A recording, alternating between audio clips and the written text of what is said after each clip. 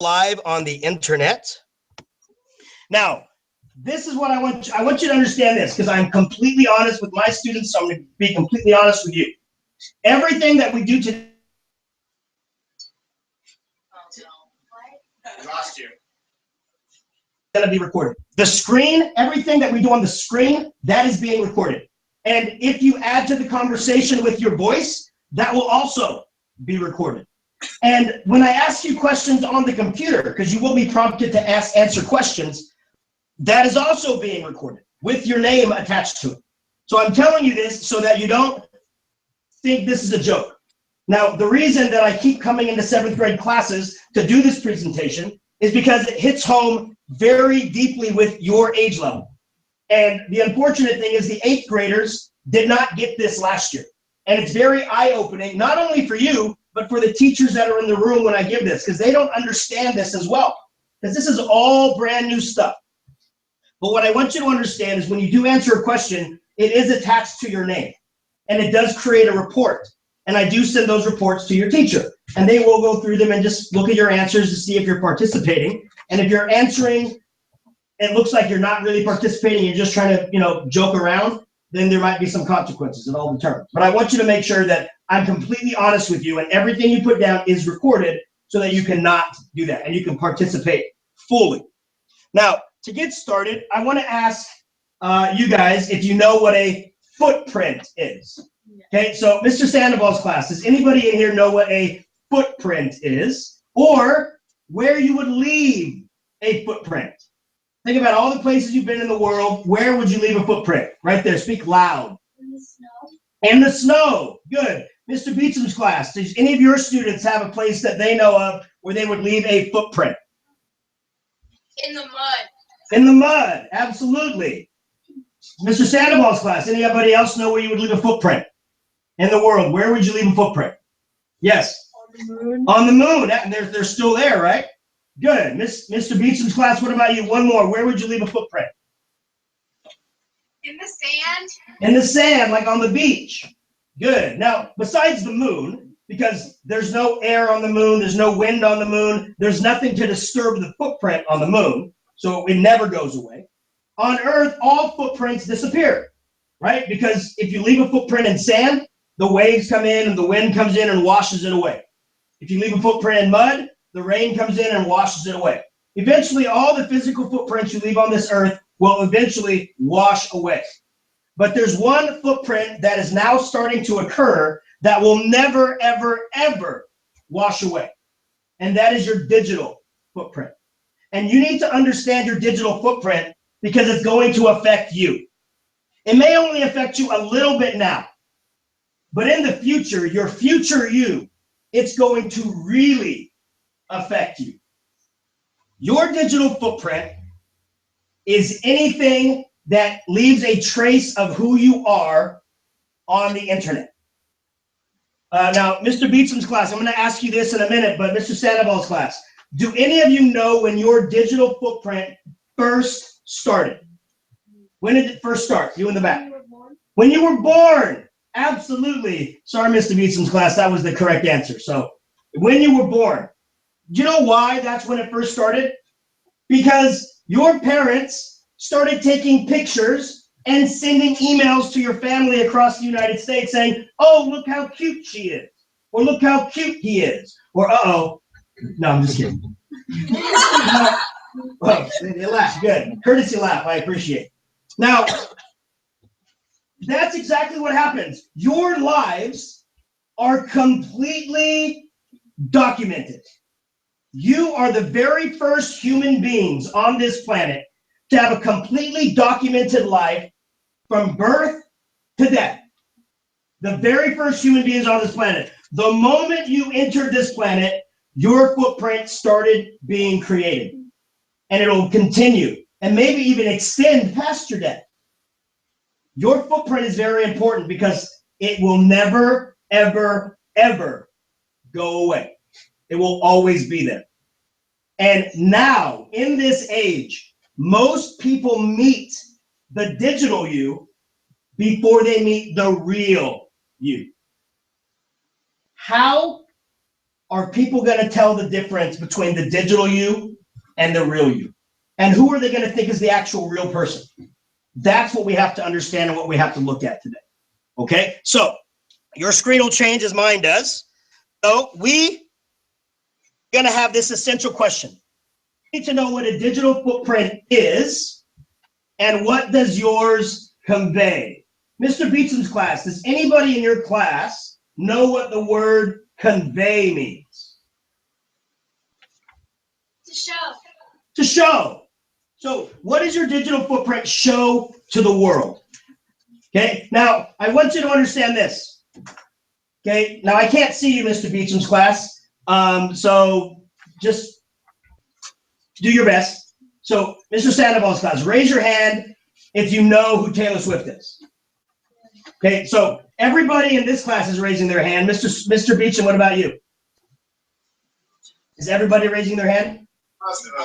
Most of them. Okay, there's other people probably, I don't know. So now, everybody raising your hand, I want you to raise your hand again if you've ever met Taylor Swift in person and had a conversation with her. Nobody's raising.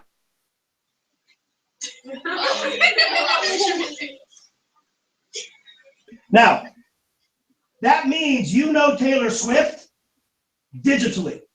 You know what she leaves behind on the internet. You don't know her for real. You don't know what she's like in real person life. You know what her people around her want you to know about her.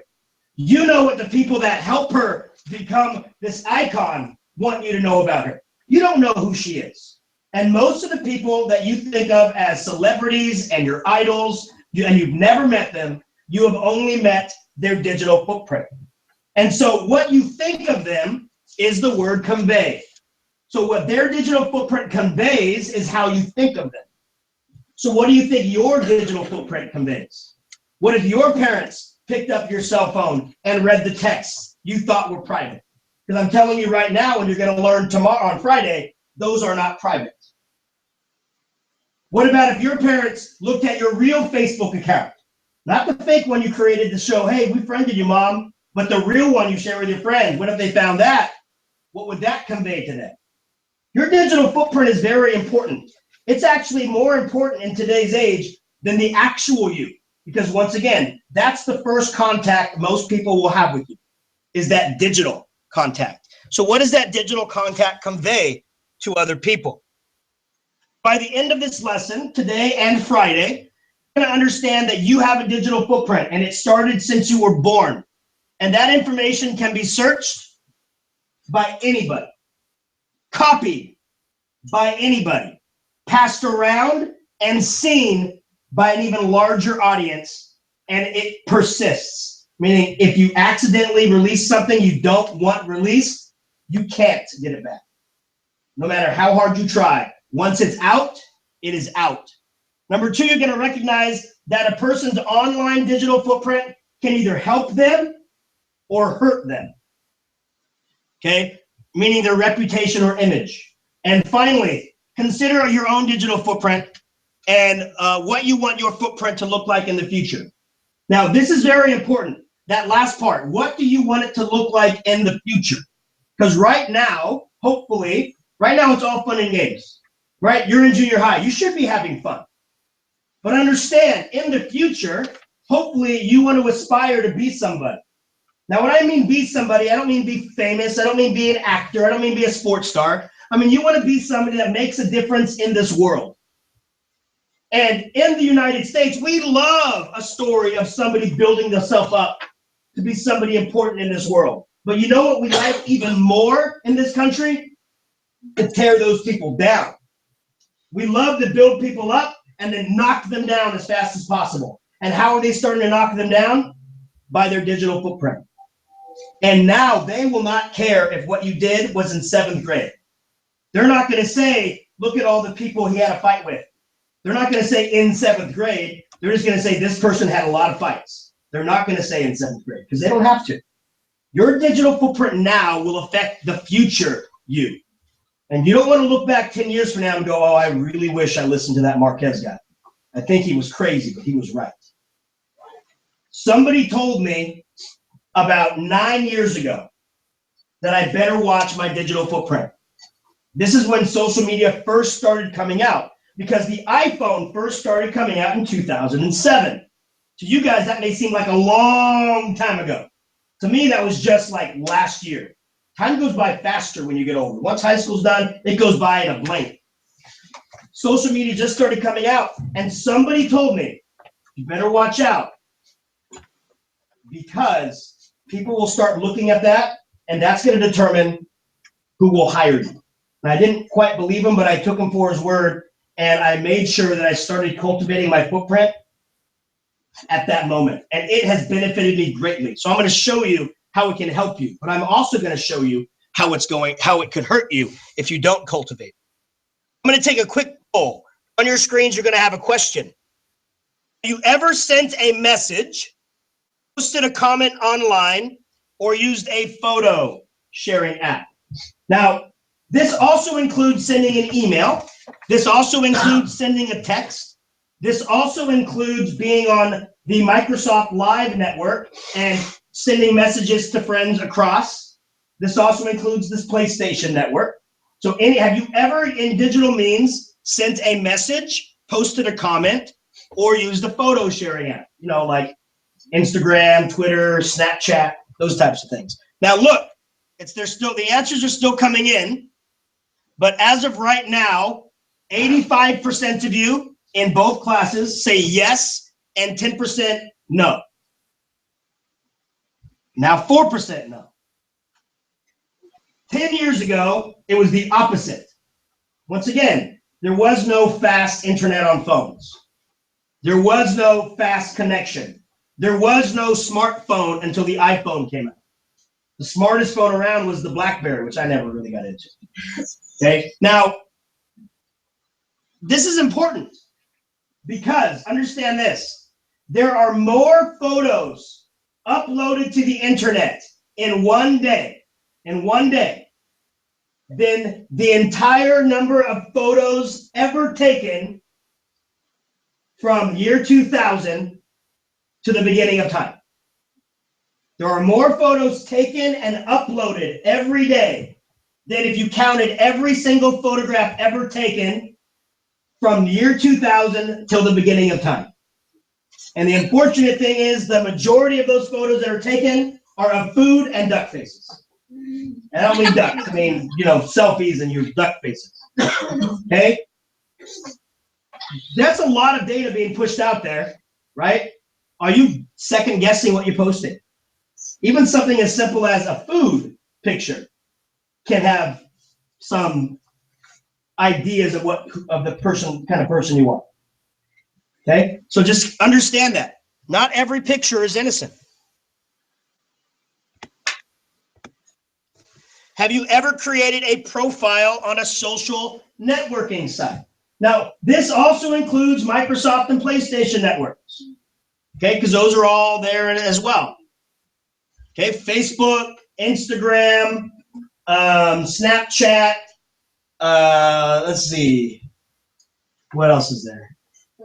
Twitter, Yak, Skype, Google Hangouts. Nobody does that. Actually, that's what we're working off of right now.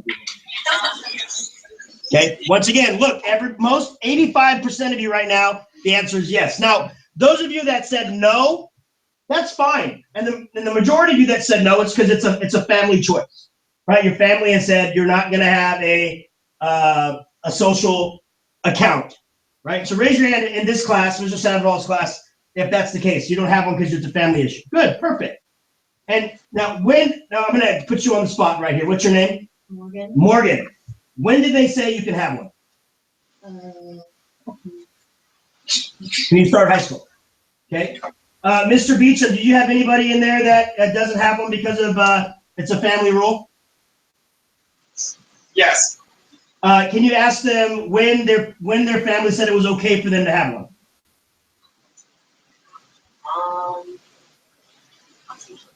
The beginning of 8th grade. What? The beginning of 8th grade. Okay. Now, That's absolutely fine, and it's great that your parents have input on this. Okay, but I understand this. For me, it's not a time issue. It's not like you can have one in 8th grade, you can have one in 9th grade, you can have one in 10th grade. It should not be a time issue. It should be an "are you ready" issue. Are you ready to handle the ramifications of a social networking site? Because I'll tell you right now, you are getting pressured all the time through social media. You're getting pressured to like things. You don't even have to post it. Just by liking something, you've been connected to it. You've been pressured to repost things. Your friends may be taking pictures of you and posting them. So you don't even have to have a social networking site to be a part of a social networking site. So I think that parents should, instead of giving you a timeline, they should give you a "are you ready" line.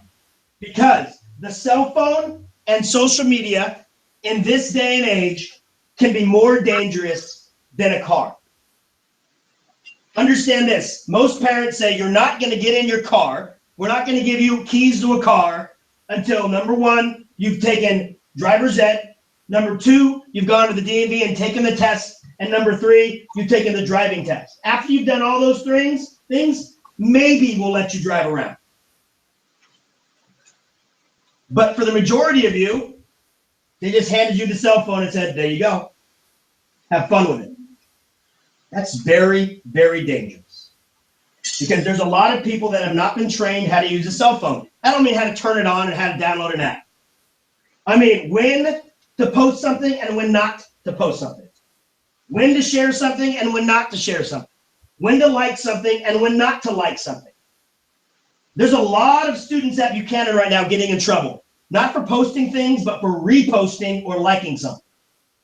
And there is an athletic code of conduct up there, and a lot of students are getting called in on that because of things they are doing outside of school. Even things you do outside of school, because it affects school day, can get you in trouble. You have to understand that. Having a social media account is a huge responsibility. Having friends with a social media account is a huge responsibility because it leaves and adds to your digital footprint.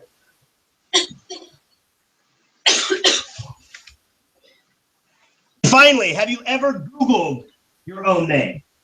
Have you ever gone to Google and typed in your name to see what pops up? Let's see. Well, a lot of people have.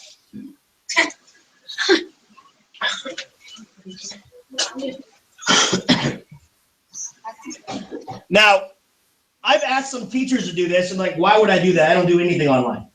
I go, just Google your name. And they would Google their name, like, why is my picture on the internet? Why would a teacher's picture be on the internet when they didn't post it? Well, it could have been posted on the school website, which links to their name, which links to Google, which now brings up their picture. Could have been a picture of them as a coach with one of their students, and the parents took the picture, uploaded it to Facebook, and now it's on Google. Okay? It doesn't have to be you adding to your footprint. It's other people. Now, let me stop on that for a second, because at your age, nobody ever questions other friends taking pictures of them. Nobody ever questions it. But I want you to imagine this.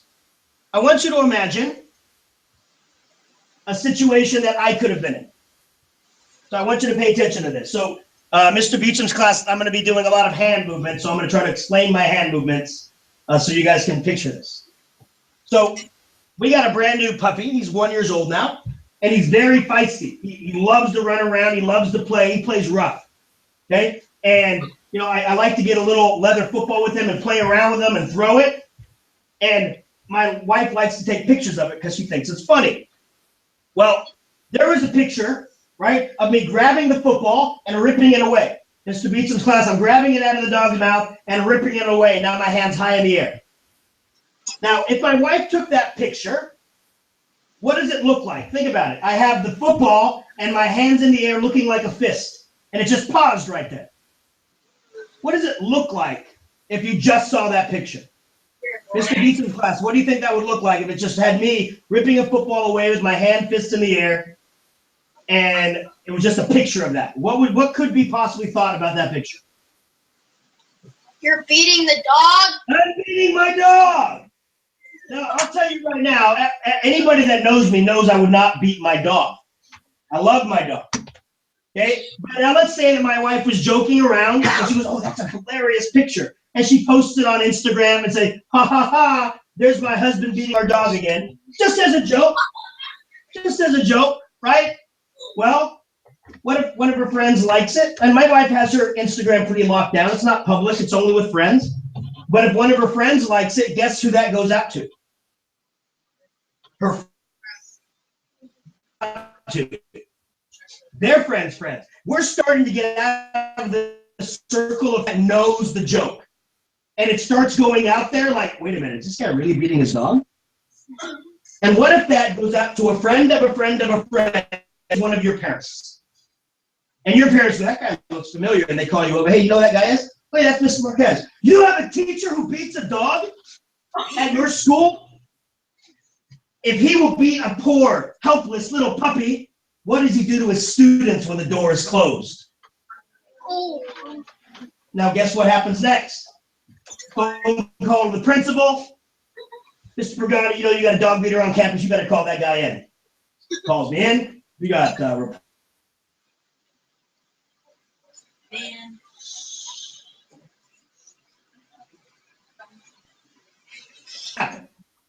You know why it didn't happen? Because my wife has the courtesy before she posts anything to show me the picture and say, is this okay to post? Not just the picture, but the comment underneath. She has the courtesy to do that. Now, she does it every time, so it can kind of get annoying every once in a while. But she has the courtesy. Do your friends have that courtesy? Do your friends show you the pictures they take of you and the comments they're going to leave and ask, is this okay? Because if they don't, they are contributing, good or bad, to your footprint. They are either hurting or harming it.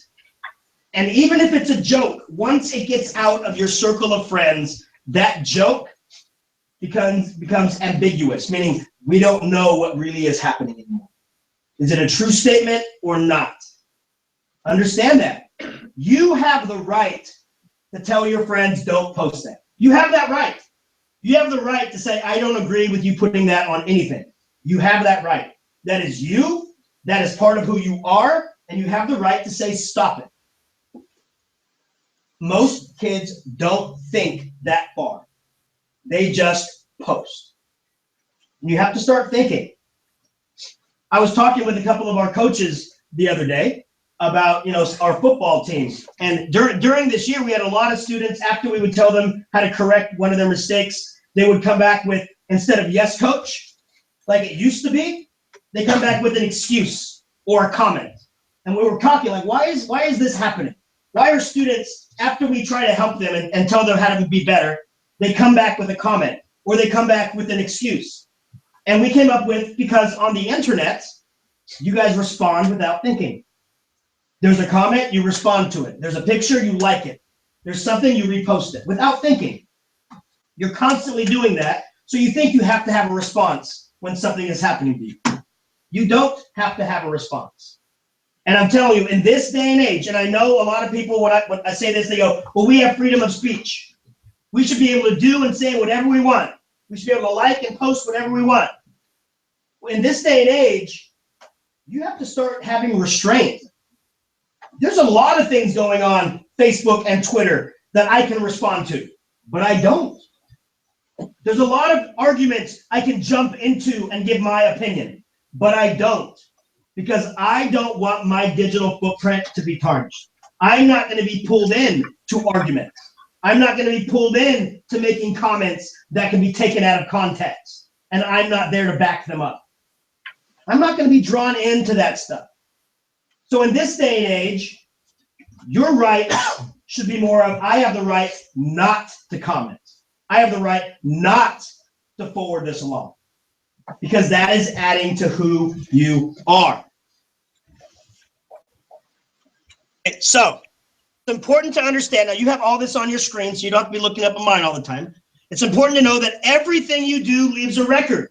Everything. Even the things you think don't, will. Everything you've ever typed into Google is connected to you. I'm going to show you that on Friday. Every text message you've ever sent is copied and connected to you. Every one. Do you know your parents can call up the phone company and say, I need every text message ever sent from this phone number? And they can get them. They can. They own the phone. Unless you have a job, went in, put down your credit card number, and bought the phone yourself and have your own account. Your parents own that phone. And they can go in and call up anytime they want and say, I want every text message ever sent from that number. You know the government can do the same thing. The government can go in and find every single text you've ever sent since you've owned a device. Every phone conversation you've ever had is recorded. Every single one. It's all digital. It's all recorded. It's all archived by Verizon, by AT&T, by everybody.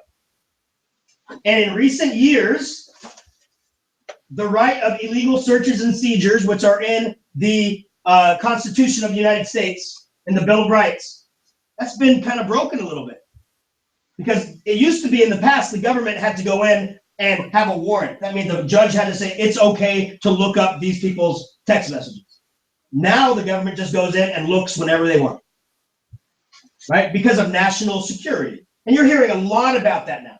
A lot about it. And the government is pushing for more of it. See, they want to start listening to people because of their religion. Right? The Constitution states that we have rights to illegal searches and seizures. And there has to be something relevant to warrant them to go in and check for your stuff. But they haven't been doing that. And it's been discovered, have you ever heard of a guy named Edward Snowden? Some of you may, some of you haven't. He worked for the NSA. That's the National Security Agency. And he found some documents that stated what the government was doing, which was illegal. And he leaked them out. He leaked these top secret documents that were not allowed to be seen by normal people's eyes. He leaked them out. And that's how everybody started knowing what the government was doing with your text messages and your phone conversations. And he was going to be arrested for treason, and he fled the country. He left. And he went to Russia and asked for asylum. Asylum is when you go to another country and say, hey, my country wants to arrest me, and I don't want to be arrested. Can I live here? And Russia granted him asylum. And so we can't touch him right now. But should we? Right? I mean, he helped us understand what the government was doing, and now we know the government was doing the wrong thing. So some people call him a hero. Some people call him a traitor. Completely on the mindset of what you think. But you need to know the government or everybody tracks what you do. Google tracks what you do. If you've ever talked into your phone, say, okay, Google, and ask it a question, that's recorded. If you've ever asked Siri a question, that's recorded and connected to you. I'm going to show you how to search the Google stuff. I have no idea how to search the Apple stuff. I don't know where they keep that stuff. And I'll show you where you can delete the stuff from Google if you wanted to. I'll show you that on Friday. Okay, and all of this stuff is called your digital footprint. It's all leaving things behind. So these are the terms you need to understand.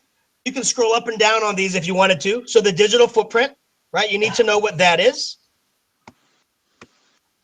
Imagery. Imagery is stuff left on the internet without being able to be told in context. Things that are left about you that are ambiguous can be taken a few different ways, and you're not there to defend it. Okay? Like the idea of me beating my dog, and we know that's not true. I wasn't there to defend it. They were able to have any idea of what I was doing based on the image that was posted out there. So we're going to watch a quick video. Now, the video is going to play on my screen and also on yours. Feel free to watch it on yours, but please have the volume turned down on yours so that you don't get the double up on it. Now, what it's going to do is it's going to show a lot of different images, cartoon images. I want you to think about what they represent in the digital world. In the digital world, what do these images represent?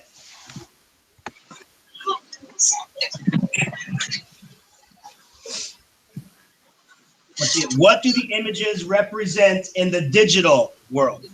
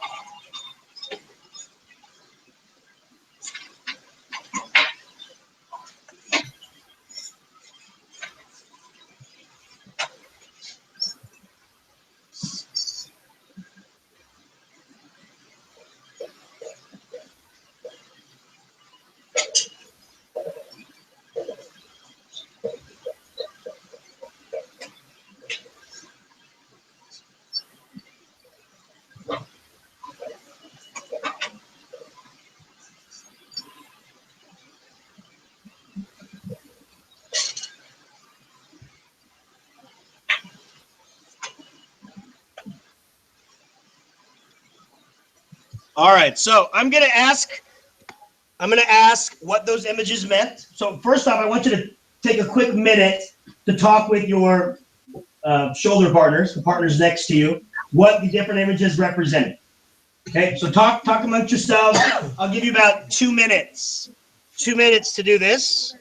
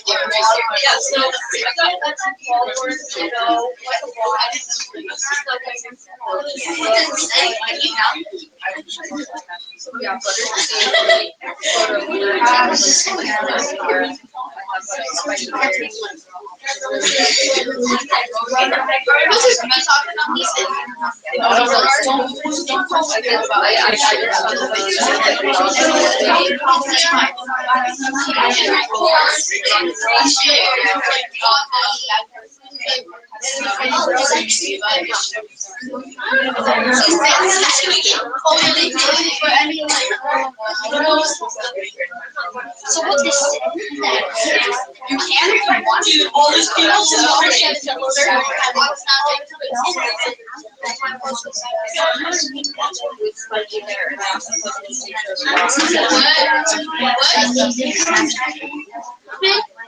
how did you get 41? It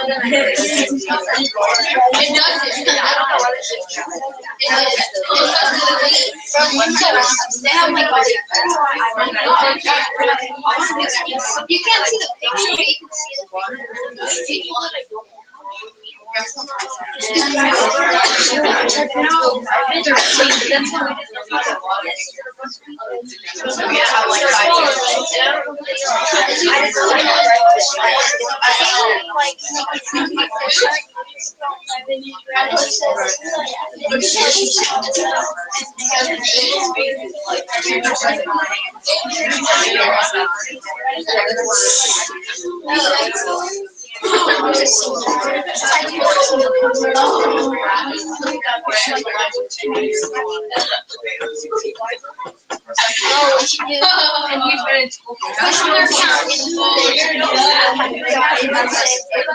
right, Mr. Beetham's class, let's take a look. So we will start with Mr. Sandoval's class. We did that already. Okay, so Mr. Beetham's class, you guys are going to look at copying and whispering. You're going to tell me what that represents. But Mr. Sandoval's class, what did the lighthouse represent? Speak loud in the back. To search. To search. Search what? Your digital footprint. Your digital footprint or all social media. Searching just is everything. Everything. Now, right now, once again, you're probably thinking to yourself, well, who wants to search me? You're probably right. Right? Only maybe your initial friends or maybe some family would look some things up about you. But outside of that, nobody. But once again, you should have aspirations doing great things in this world. Helping people, being something for this country. You should have aspirations to be somebody in this world who wants to make a difference. Once that become somebody in the spotlight, you're going to be searched a lot. Not only the stuff then, but everything since you were born. Everything. And as we talked about earlier, this country loves to raise people up, but they love to break them down even more. And they're going to use everything they find to break you down, even the stuff you do now. So even though the things that are being searched now won't affect you very often, but they will affect you in the future. Mr. Beecham's class, what does the copying and whispering represent? The copying and whispering. It means to share a post. Yeah, to share something. And what about the whispering? It means to somebody or comment. Yeah, comments people are leaving. The whispering, meaning you don't get to hear it.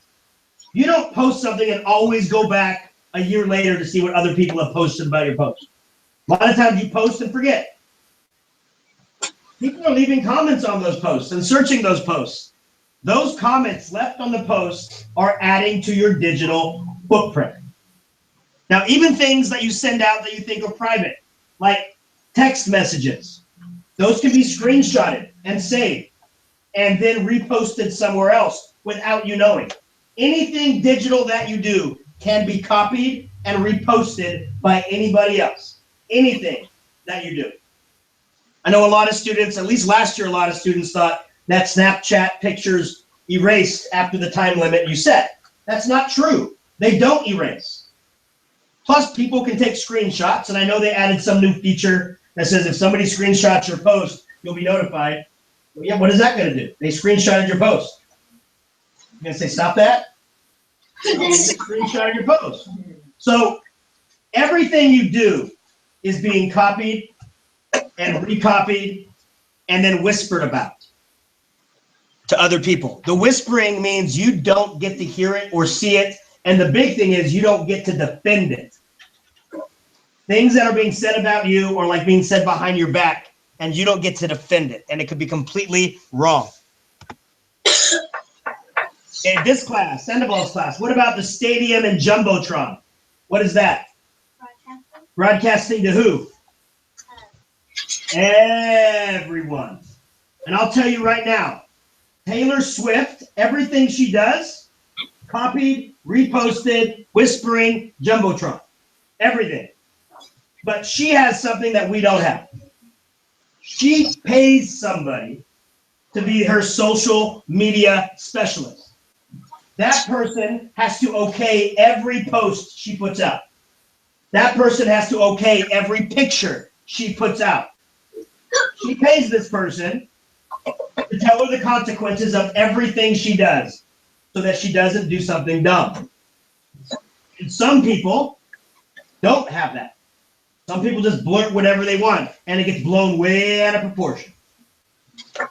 Okay, so you have to be aware. Anything that you post can be blown way out of proportion or taken out of context or viewed any way that you may not know. That's the stadium and Jumbotron. And what about the permanent marker, Beecham's class, the permanent marker? What does that represent? Once it's online, it never leaves. Absolutely. I call that the genie out of the bottle. And finally, it's persistent. And so we're going to end the day with this. A lot of things you do that you do with your friends and post around with your friends, jokingly or non-jokingly, or you share or you don't share, everything you do with your friends will come at a cost. Because sometimes those friends will no longer be your friends. Okay, let's say you let your friend take a funny picture of you and they just leave it on their phone, like, oh, that's funny. Maybe you're picking your nose, or maybe they recorded a video of you farting or something. I don't know. Okay? So, Beecham's class, you're just laughing away, aren't you? Now, and it's a joke, like, oh, ha, ha, ha, ha, ha. But as you all know, sometimes you get mad at your friends, right? On Friday, you're now frenemies. I hate you. I hate you. I'm never going to be your friend again. Blah, blah, blah, blah, blah. And all weekend long, the social media wars go. And they start posting the things you thought would never be posted because you were friends. And then after that, maybe on Sunday, You meet each other at church or something, you're like, I'm so sorry. I'm sorry too. Oh, besties again. Yay. Monday, you're best friends again. But guess what? Everything that was out there is now out there. Everything you thought was never going to be out there, there is now out there.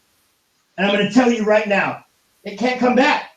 They can apologize for it, but it's out there. And they can't delete it. It won't be deleted. It's out there. They can maybe delete it off their social media account, but it's not deleted off the internet. And lastly, there's a lot of this happening around high schools and junior highs.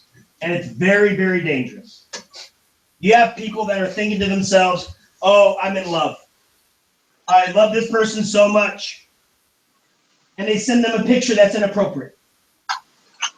And then that person, they break up and releases those pictures. And some of you are laughing. This happened at this school a while ago, and it got into big trouble. Big trouble. And they post it.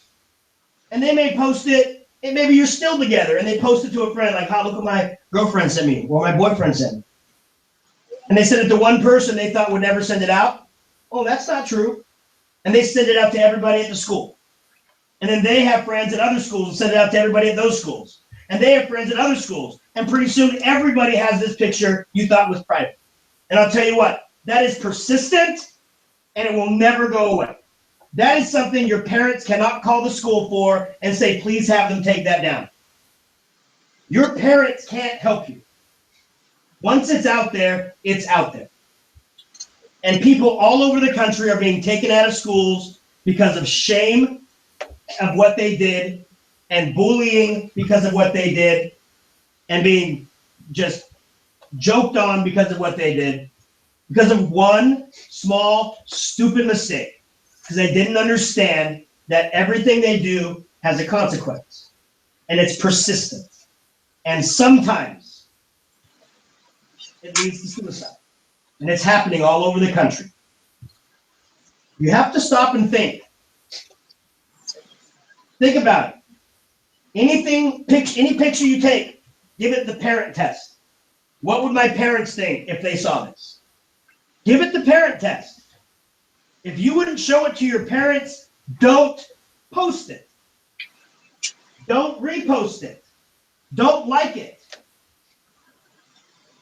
You have to also understand this is happening on your social media accounts. Because no matter how much you have this locked down, if you let a friend in, if you friend them, let's use Facebook as an example. If you friend somebody on Facebook, anything they repost is posted to their friends now. And then their friends can repost it. Now it's out to their friends now. And this is a dangerous game. Because I know a lot of you are playing the game or the competition of who can have more friends on Facebook. Who can have more followers on Instagram. You play this game, and anybody that requests a friendship or follow, you accept. You have to stop doing that. And I use this as an analogy, and a lot of you are going to laugh. Imagine this. You're in Walmart. You're walking around, and you see somebody with the same Nikes that you have on. Wow, I have those Nikes. Look, here's a key to my house. Yeah, exactly. Why would you give somebody a key to your house just because they have like the same shoes that you like? Why would you do that? You wouldn't. That's absurd. That's dumb.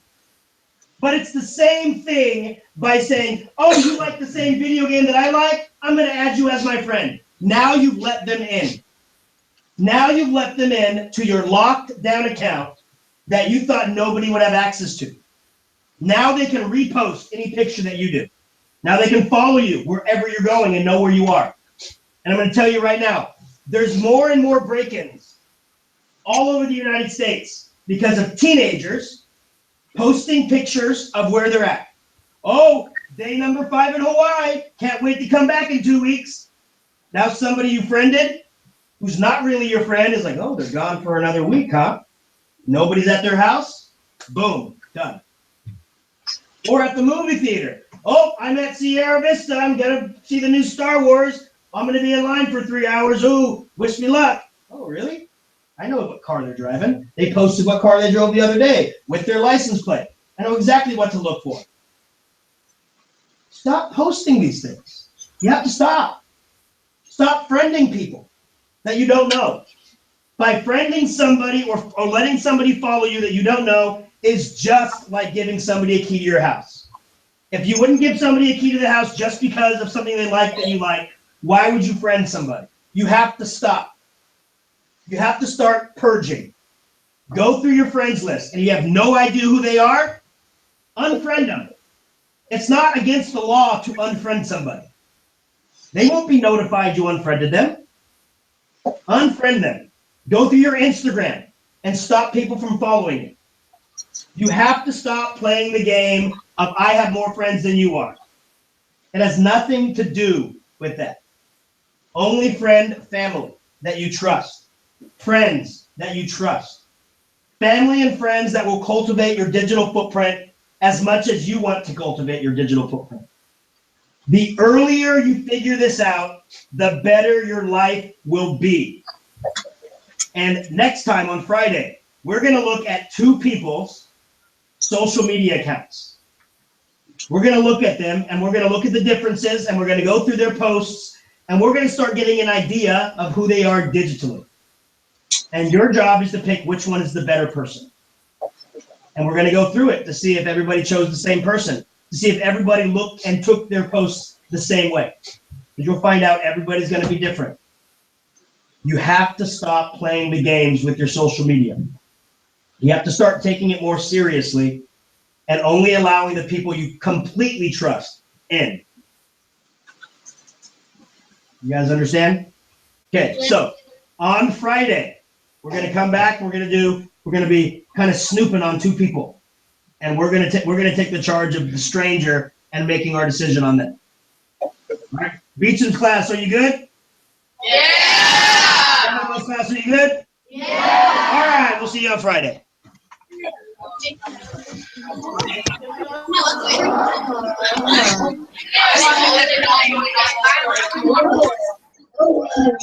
And we're going to sign out, say goodbye to the world.